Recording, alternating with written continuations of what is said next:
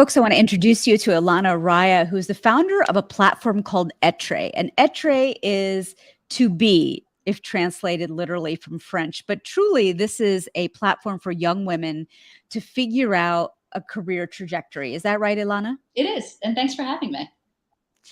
I think what you've done yeoman's work in interviewing 180 boss women and asking them their very definition of what mentorship is. And truly, these questions were born out of these young women that are in your community. They were. It's, the heart of Être, when it is not COVID, is that we take girls directly into companies to meet female leaders face to face. Let's stand you in the middle of Google so you can talk to engineers. Let's put you on the floor of the stock exchange and you can ask women how they got there. When COVID hit and we couldn't do that anymore, we started doing everything by Zoom. And I started to realize that girls from all over were joining these Zooms. They were no longer just girls based in New York or where these companies were. And they were all kind of asking the same questions. So the book came about because we started collecting all of the questions. How do you get an internship at SpaceX? How do I use TikTok to network? And then getting women at those companies to answer the questions. So the questions really were keyed directly from the girls. And then we just started reaching out to women. Oh, I think you've touched on a loaded question, which is how to TikTok and network at the same time. I'm going to come back to that, but I want to get to these takeaways first. So you interviewed 180 women, and give us just a little bit of a parameter of the sandbox you were playing in. Like, who are the profiles of the women that you interviewed? What I love about the book is that there are tons of icons. You go down that table of mentors at the front and you see names like Bobbi Brown and Kara Golden and Hoda Kotb and Tyra Banks, but the industries also spanned a very deep variety. We had neurosurgeons and news anchors and architects and archaeologists, and really responding to what the girls wanted. So the familiar questions, for the companies, Pixar or Dylan's Candy Bar, but really serious questions too about how do I raise my hand in a boardroom? And the bench was deep, and I love that about it. Amazing. All right, let's get into your top 6 takeaways from your 180 interviews. And the first one is to be specific. This has got to be one of my pet peeves because I know I'll connect someone to a mentor and they'll write back, hey, let me know when you have some free time. Yeah.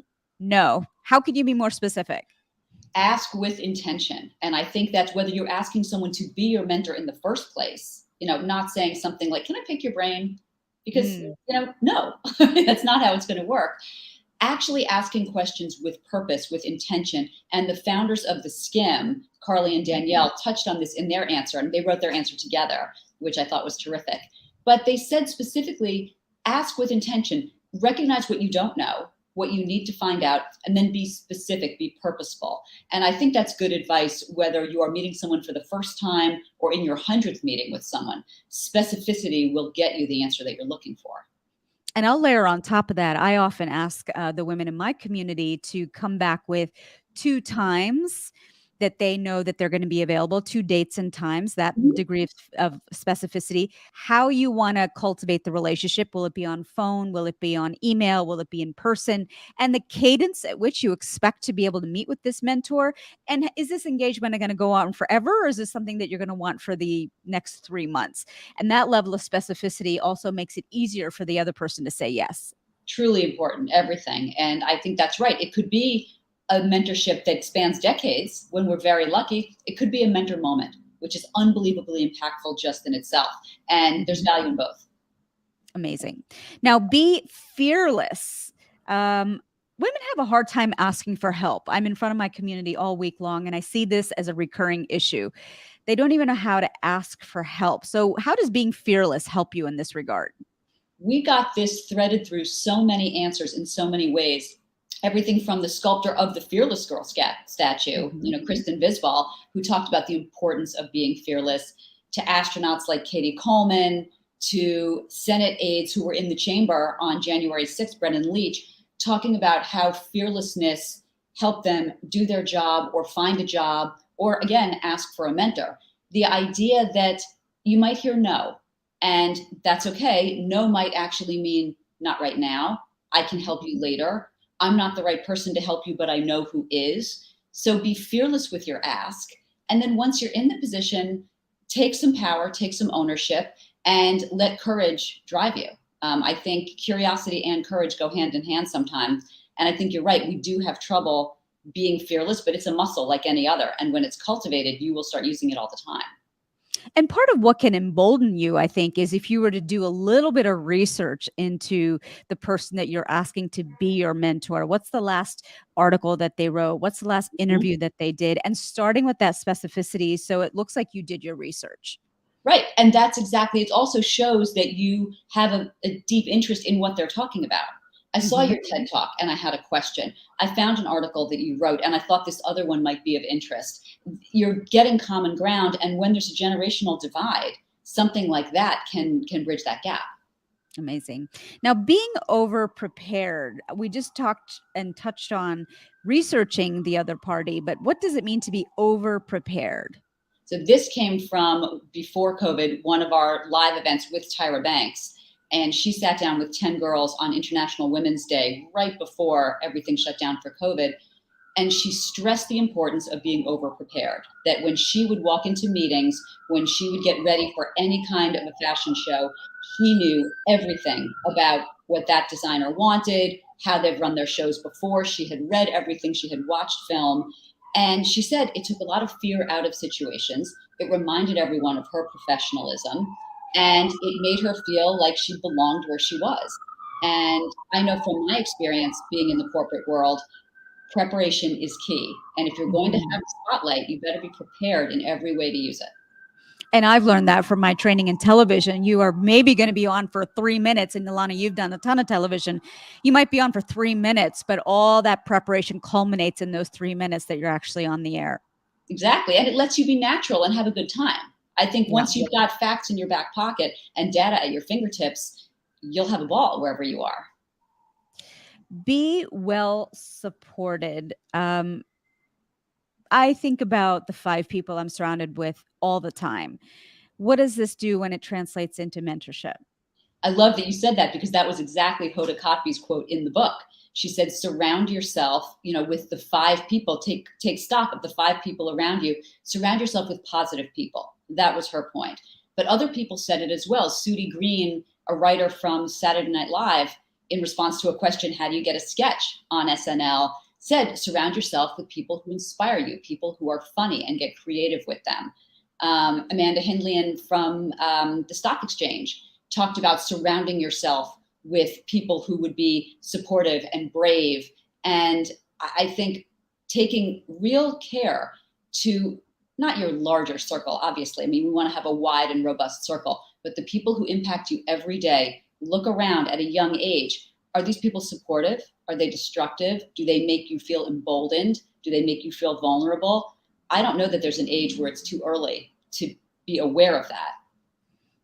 And yesterday I interviewed Laura Gassner-Otting, and one of the pieces of tactical advice that she offered on this is we often think that these mentors, or we think that these 5 people that we surround ourselves with have to be in real life people, but they can actually be the folks that you have on your social feeds. And if you're getting daily notifications from them and they are forcing you to up level, that's another way to craft those 5 people that you surround yourself with. And it's a reinforcing mechanism. Entirely. And it's a great way to use social media for good. In the book, we asked every woman who was in it to give her preferred social media handle. So where she is, whether that's LinkedIn or TikTok or Twitter, where she spends most of her time. And every one of them gave it knowing that girls might DM them. I have another question. I'd like to follow you. This is a tremendous opportunity to use social media to follow people who do that which you might want to do someday, or who have interests that align with yours, or work for a brand that you have an affinity for. So social media here is one of my favorite, and another favorite way of mine to reach someone who's done epic things is to read their memoirs. I may never meet Bob Iger, who was the former CEO of Disney, but he gave me a front row seat on how he was able to merge George Lucas, Marvel, Pixar, and I forget what the 4th company was to create Disney Plus. And you have a front row seat to how he negotiated each and every single one of those alliances. And so I feel like there's so much to learn from a mentor who may not necessarily be in person, but someone who's taken the time to put all of their learnings into a book. Right. And the beauty of a memoir or something like that, a mentor on the page, is you can take your time with it. You can put notes in the margin. You can sit with that information and revisit it at your leisure. And that makes it all the more meaningful sometimes. Be curious. I think a lot of people could benefit from this tip on many different fronts. But when it relates to mentorship, what are your thoughts? Here, I think what it means is the pivot. What I found from a lot of the answers, and it couldn't have been more timely coming out of the pandemic, not just for the next generation looking at first jobs, but women onboarding back into new roles or who had stepped out during the pandemic and now are coming back in, perhaps taking a new path, is be curious enough to embrace the pivot. The what if. Dawn Porter talks about how she left the practice of law to go make movies with Oprah. Valerie Lomez actually ironically also left law to go and become a contest winning baker and has cookbooks out, and she is literally baking the life she wanted. The idea that women have left medicine to go into the military or vice versa, the idea that there is flexibility, that your career path is not necessarily a ladder anymore, doesn't go in a straight line. We've heard the phrase, it's a jungle gym, it zigzags. But being curious enough to say, what if maybe this is not the last thing I'm supposed to do or the thing that I was meant to do forever? So I think leaving space for the pivot when you're young or in the middle of your career, that kind of curiosity is really beneficial. So if a woman has already been a lawyer or an architect and is seeking a mentor mid-career, how would that advice be different than the advice you would offer someone matriculating from college? I don't know that it's different. I think you have more to stand on. You probably have more shared ground. You have more accomplishments to fall back on. You can draw more of a dotted line between this is what I was doing and I am fascinated by what you're doing. And here are all the reasons why I'd love to have a conversation. You're looking for a different type of mentorship. Maybe it's more inspirational. Maybe it's more of a springboard. You don't necessarily need a blueprint of how to conduct your career, but you need some direction. You need a little empowerment. I don't know that the tips are all that different. You're just at a different starting point. Well, what if the imposter syndrome kicks in? Because I hear that over and over again. Oh, I don't know that I would want that person would want to speak to me. How do you kick the imposter syndrome though when you're mid-career and so many years of defense mechanisms have built up? It's tough. I think the thing I would keep remembering is she's been there. Exactly what you're thinking. She has stood in those sneakers or shoes that you're standing in and has thought about the same thing, has weighed whether or not to raise her voice in that board meeting or that interview, debated whether to raise her hand or not. She's been there. We all have. And it's incredibly hard to imagine when you see someone like yourself on TV talking about current events, so polished and poised, but we have all been there. And at any stage of your career, whether you are eyeing your first internship or exiting a job you've had for decades, there's always going to be, I think, a little imposter syndrome. And the women you admire have all felt it. What would be a sentence opener if you were to reach out to someone mid-career? I love scripts. What would you say is a good script for somebody right now who's thinking about making that career switch and doesn't even know how to draft that email to the person that's their moonshot mentor?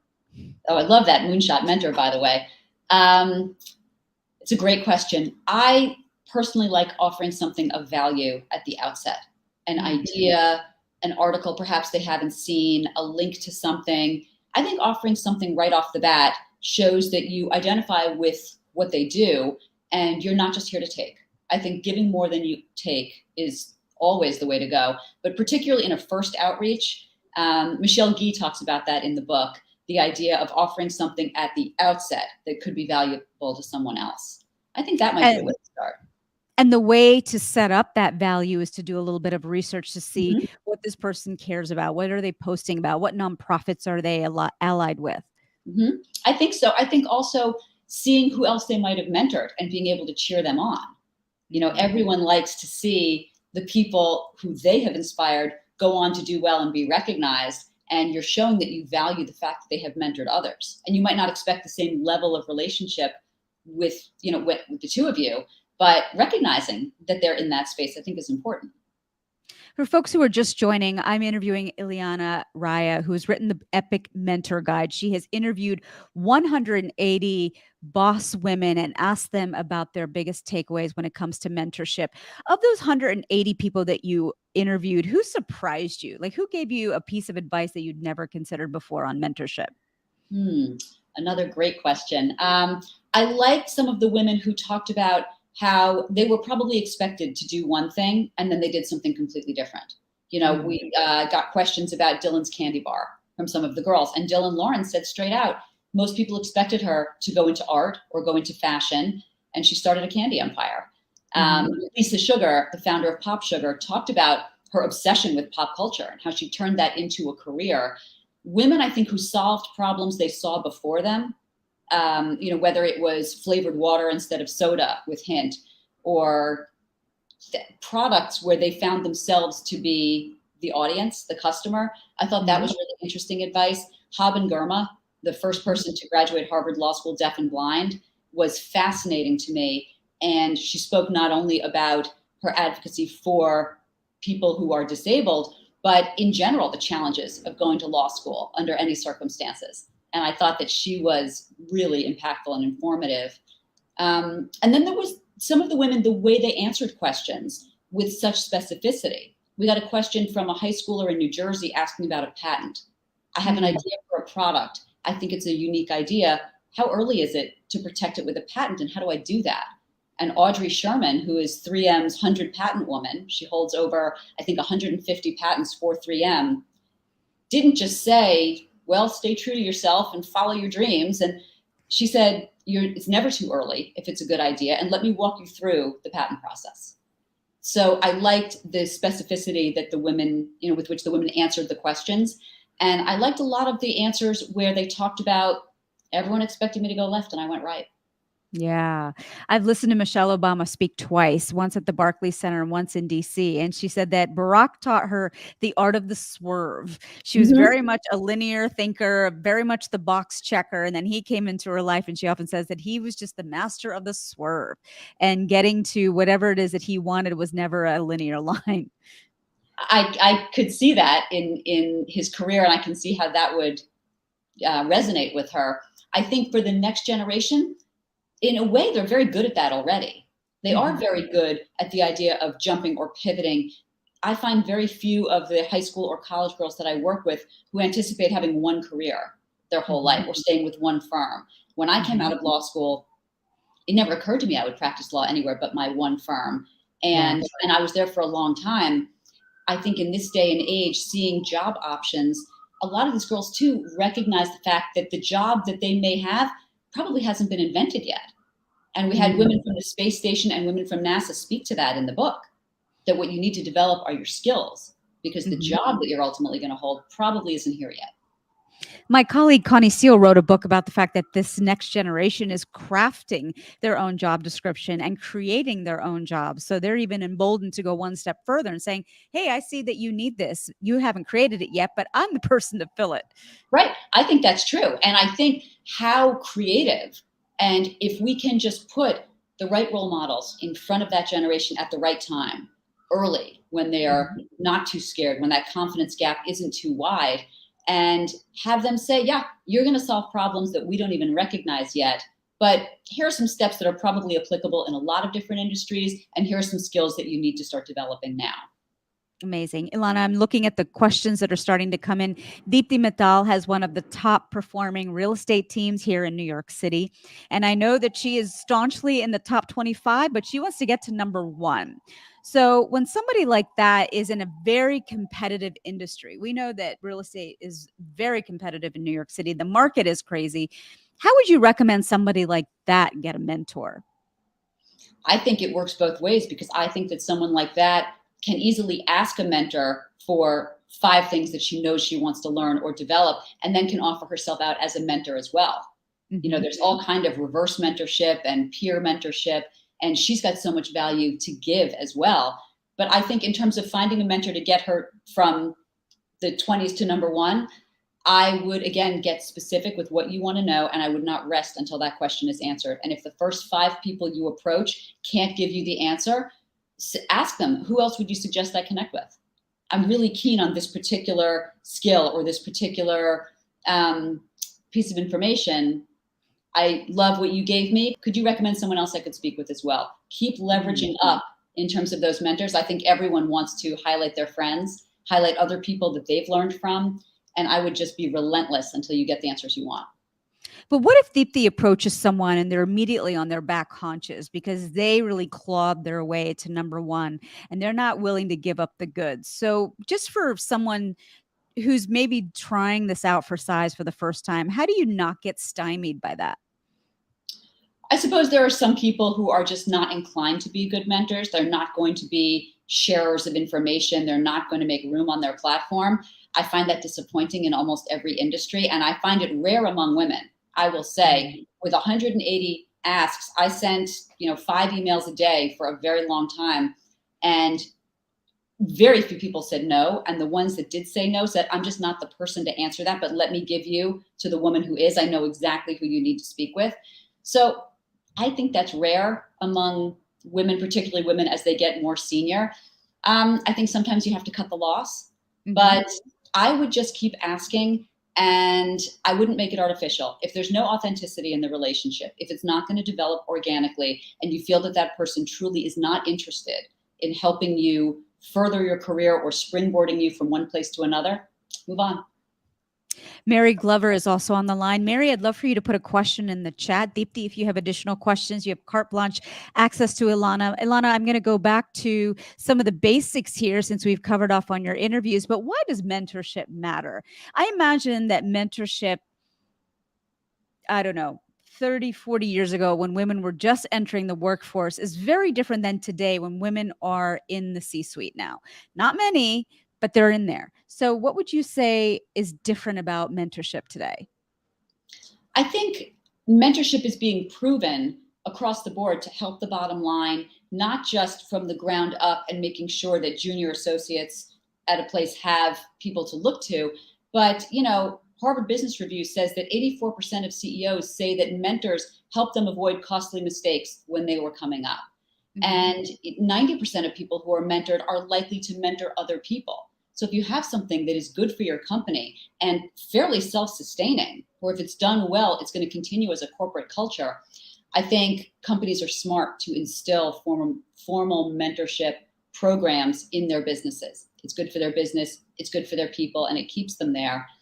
I think senior people find it rewarding to give back. I found that again and again with the book, how much people love to mentor. They were thrilled to answer. And then they hoped that the relationship would continue, that girls would continue to ask questions.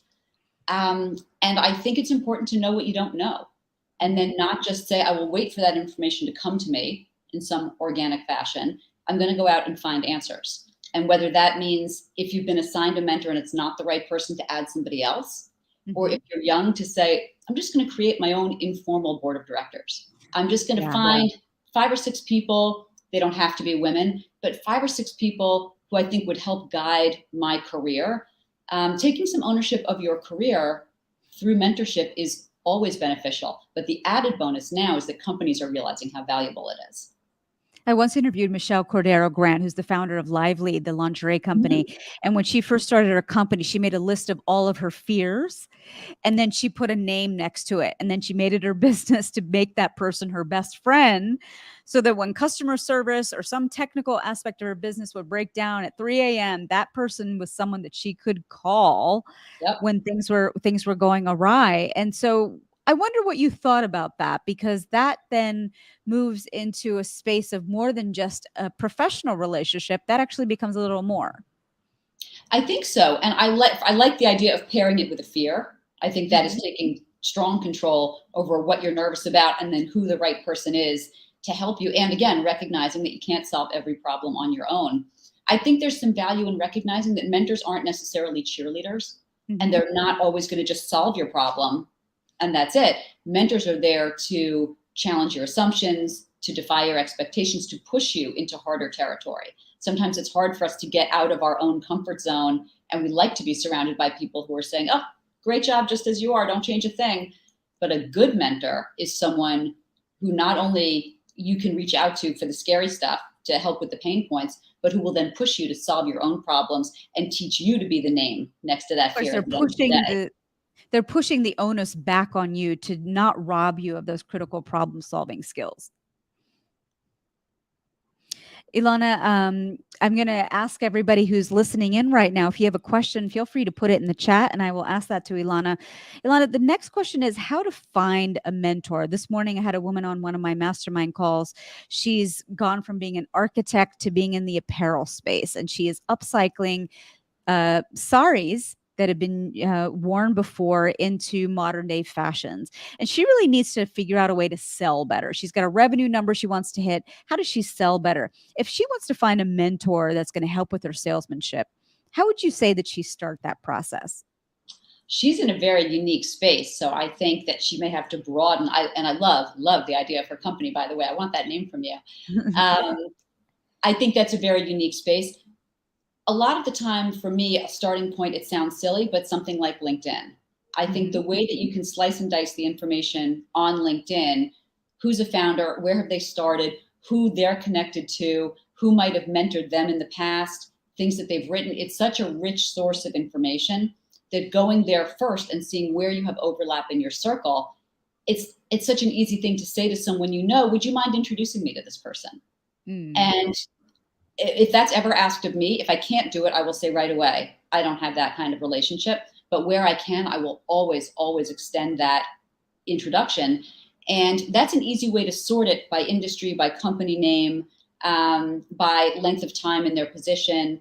So she could always start there. But again, with the very singular sector where she is, it might have to be word of mouth. And it might have to be something as simple as 5 cold emails a day. And asking her network who they might recommend. People are answering their own emails more and more. I found this during COVID, again, with reaching out for the book. People were answering their own DMs. They were responding on their own much more than they would have had they been traveling everywhere and were in the office every day. It's not a bad time for the cold email. Mary Glover asks,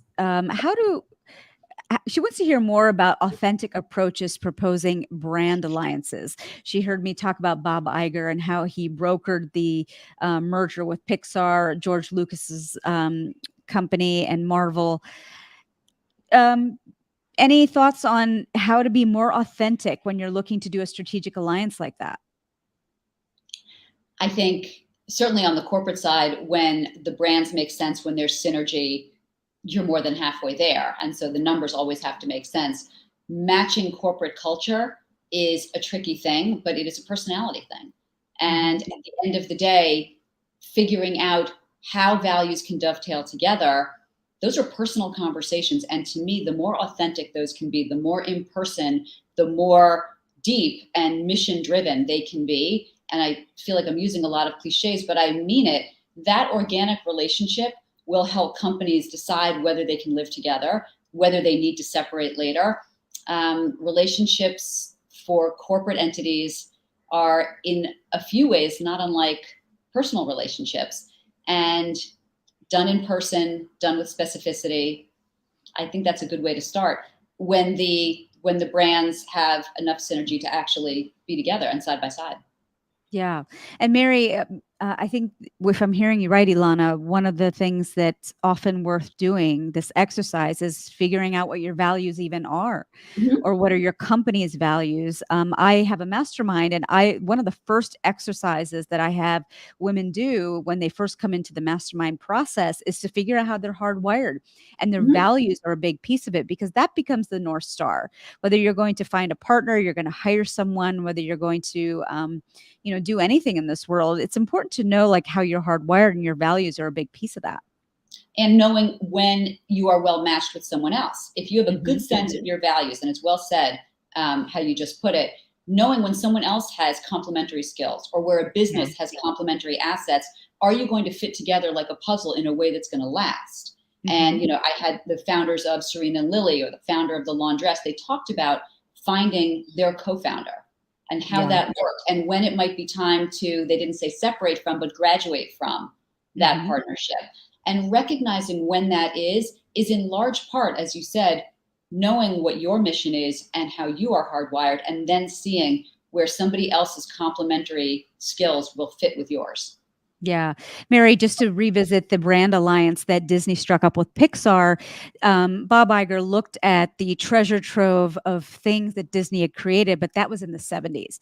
And now kids were more enamored with the 3D high definition graphics that Pixar was creating. And he saw how very quickly Disney was going to fall out of the marketplace in terms of relevancy. So it behooved him to get into bed with Pixar. But who is the person pulling the marionette strings with Pixar? It was Steve Jobs. And Steve Jobs was notoriously a very hard person to negotiate with. And he was also at that point diagnosed with cancer. And that was looming over him. Who was going to take over his company? So knowing all of that, I think that it took many, many, many visits before Bob Iger was able to get Steve Jobs to agree to this alliance. But there were a lot of things and a lot of roadblocks that he put up before that was possible. But for him, it was seeing that his technology, his animations were quickly going to fall out of favor in the market, and Pixar was going to be the next wave to keep Disney relevant. Just, I don't know if that answers your question. The next question I have here, Illana, is how to conduct a successful mentorship alliance. I think there's probably a lot of wrong ways to get a mentor, but I'd like to talk about the right ways to do it. Well, we've talked about the ask. We've talked about being specific and being fearless. I think being respectful is high on that list. Being respectful of the other person's time, saying, could we meet for 2 hours or could we have dinner, is just never going to work at the outset. The person you want to speak with is senior and experienced and expert and busy. So starting off with a light ask, would you mind if I emailed you 2 questions? Could I have 10 minutes of your time on the phone? Something that is a light ask and giving lots of room to say, if not this week, then next. Or if you've spoken with someone and you'd like to continue the relationship, could I check back with you in 6 months and email you another question? Making the ask light and respectful, I think, is a very good first step forward. You suggested to Deepthi that she could be a mentor. So if you're going to flip the switch here and talk about how to be a good mentor, what would you recommend there? Well, for something like Être, we actually have a form on the website where you can fill it out and say, I have expertise in this and I would love to mentor occasionally on Zoom or however it works for you.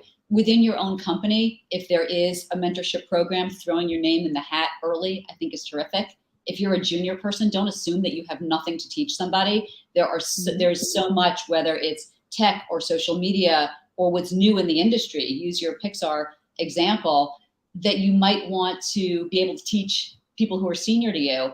And then certainly if you're senior, giving back in your organization is vital. So putting your hat in the ring within your company is terrific. And then locally, there are clubs. You could guest lecture at a university. You can write a piece talking about mentorship lessons you've learned and then inviting people to comment or speak with you. You can put up hours on a website and give free mentorship. There are so many ways to give back in an industry you love. And most industries these days, now that we're getting back to conferences and summits, have opportunity for breakout sessions and mentor moments and things like that. I think get creative with the different ways that you could mentor someone else. And if you've got a particular likeness, if you would love to mentor people from your school or in your community or in an underserved community that you would like to really reach in and make an impact, just do it, because there's no ceiling at this point to the height where you can take somebody. Last question. What is a big not to do when you are seeking a mentor? I think the entitled ask is a bad idea. The very general, can I pick your brain? The very large, could we meet for dinner? Would you be my mentor for life? These giant vague asks are just not only inappropriate, they're going to push someone back because you don't recognize their calendar and what they can give, and you don't know yet how useful they will be to you. So it shows a little bit of entitlement to give the big ask like that. I think also pursuing someone if they say they are not the right person. If someone gracefully and respectfully says, I don't have the bandwidth, I don't have the time, I don't believe I'm the right person for you, If you've asked them to suggest someone else, terrific, move on, but don't pester. Respect what they are saying and then find the right mentor, because the relationship needs to feel right from the start and boundaries need to be respected from the very beginning. So don't over ask and then don't persist if you feel like it's not going to be the right person. Illana, this has been great. If anyone wants to work with you, if anyone wants to get your book, they want to engage with you, what's the best way to get a hold of you? Our website is etragirls.com. It's ETRE girls.com. We are at etragirls everywhere on social media. DM me. We have a million ways to get involved. And I just don't think there's anything better than encouraging people to raise their hands and ask the questions so that no one's lowering their standards. Amazing.